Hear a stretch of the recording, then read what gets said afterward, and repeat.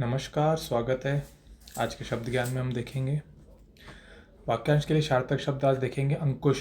अंकुश एक प्रकार का औजार होता है जो हाथी को हाँकना यानी हाथी को दिशा दिखाने में काम आता है। एक प्रकार का तीखा सा औजार होता है, उसके आगे तीखा सा होता है और एक साइड में भी निकुला सा कुछ सामान होता है, तो इस चीज़ को हम कहते हैं अंकुश।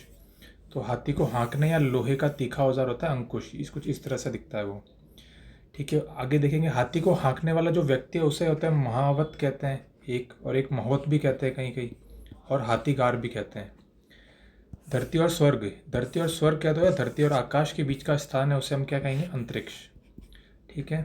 शरीर का व्यापार करने वाली स्त्री, जो स्त्री है वो शरीर का व्यापार करती है, उसे हम क्या कहते हैं, गणिका। जिसके सिर पर बाल ना हो, खलवाट, यानी गंजा जो होता है उसे हम क्या कहते हैं, खलवाट। शरीर को हानि पहुंचाने वाला, सीधा सा मतलब है घातक, जो नुकसानदायक हो, शरीर को घात पहुंचाए या हानि पहुंचाए। मुहावरे एवं लोकोक्ति में देखेंगे हम कमान से तीर निकल जाना यानी अवसर चूक जाना। पछताए हो क्या जब चिड़िया चुग गई खेत, तो वैसा ही कुछ कमान से तीर निकलने के बाद वापस नहीं आता यानी अवसर चूक जाना।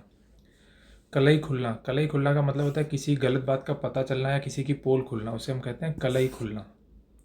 घर करना। घर करना यानी अंदर तक किसी को प्रभावित करना। जैसे कोई सिंगर है या गाना गाने वाला है तो उसकी आवाज़ सुनकर हम मनमोहित हो जाना, तो घर कर जाना।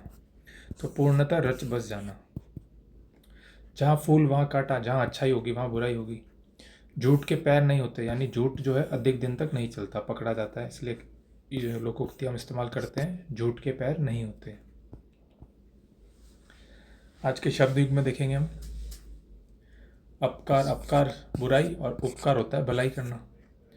इंदिरा। इंदिरा लक्ष्मी का पर्यायवाची है। ये तीनों शब्द इंपॉर्टेंट है। इंदिरा होता है लक्ष्मी का पर्यायवाची, इंद्रा होता है इंद्राणी यानी भगवान इंद्र की पत्नी इंद्राणी, और वहीं इंद्र होता है सुरपति यानी जितने भी देवता है उनका स्वामी, इंद्रपति, देवों में देव,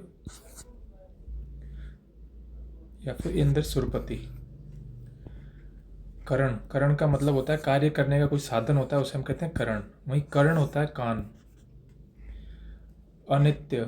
अनित्य यानी जो नित्य ना हो, जो कंटिन्यूस ना हो, उसे हम कहते हैं अनित्य, यानी जो समाप्त हो जाए, खत्म हो जाए, नश्वर। अनृत। अनृत यानी झूठ या फिर असत्य। कुल। और कुल हम ध्यान रखेंगे, अगर कुल में छोटे ओ की मात्रा है तो वंश से संबंधित है, और कुल अगर बड़े ओ की मात्रा है तो वो किनारा, किसी तालाब का किनारा, समुद्र का किनारा, उसे हम कहते हैं कुल। खर होता है गधा, और खार राख या फिर सार। आगे विलोम शब्द में देखेंगे अवरोही और आरोही।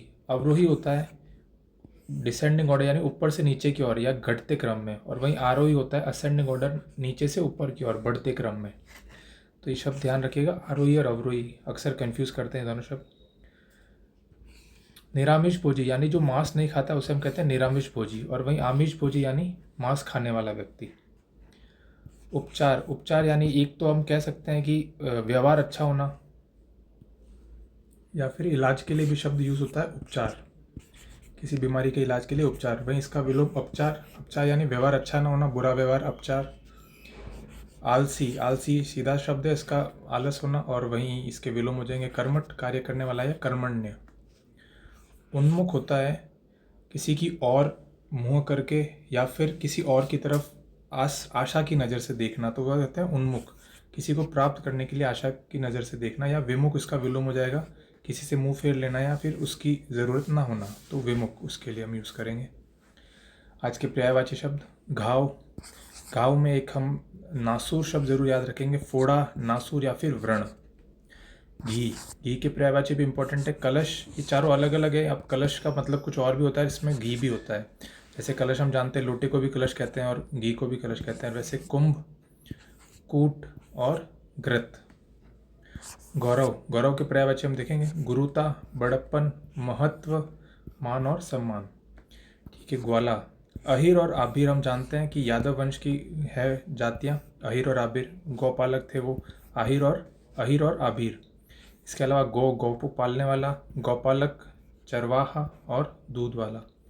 चिन्ह। चिन्ह को हम देखेंगे अलामत। अलामत शब्द इंपॉर्टेंट है। फिर निशान, पहचान और लक्षण। यहाँ हम अलामत शब्द को विशेषकर ध्यान रखेंगे, अलामत।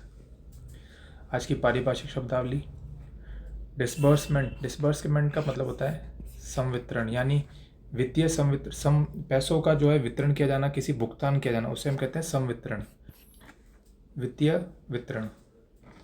इसी के साथ ये शब्द भी ध्यान रखेंगे हम, डिसबर्समेंट अथॉरिटी, यानी वो व्यक्ति जो ऑथोराइज किया गया है, जिसे अधिकार दिया गया है पैसों का भुगतान करने, रुपयों का भुगतान करने के लिए, उसे हम कहेंगे संवितरण प्राधिकारी। इसके अलावा गैजेट यानी राजपत्र, कोई भी ऑफिशियल लेटर सरकार का होगा, राज्य सरकार का होगा, उसे हम कहेंगे गैजेट। फर्दर आगे करना, फॉरवर्ड करना, आगे बढ़ाना, उसे हम कहेंगे फर्दर। और डायग्राम का मतलब जानते हैं, आरेख, किसी को भी डायग्राम ड्रॉ करना, आरेख बनाना। आज के लिए इतना ही, धन्यवाद।